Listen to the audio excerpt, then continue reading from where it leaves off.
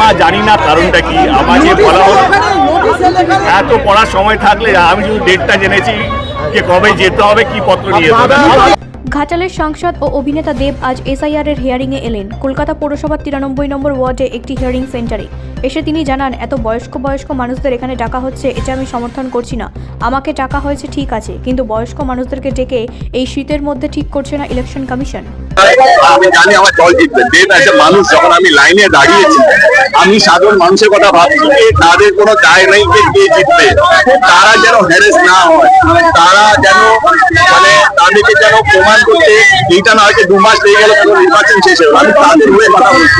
আজকে দেব এসআইআর হিসেবে এসআইআর নিজেকে প্রমাণ করতে এসেছে, সাংসদ হিসেবে আসে, তাহলে আমি একটা চিঠি পাঠিয়ে দিতাম বা এটা নিয়ে বিরোধ করতাম। তবে থেকে নোটিশ এসছে আজ অব্দি একটা কথা আমি এর আগে বলিনি। আমি সবসময় বলে গেছি ল অফ দ্য ল্যান্ড আমি ফলো করবো, যেটা নিয়ম সেটা ফলো করবো এবং একদম তাই করছি। ব্যুরো রিপোর্ট, রাষ্ট্রীয় প্রসার বাংলা।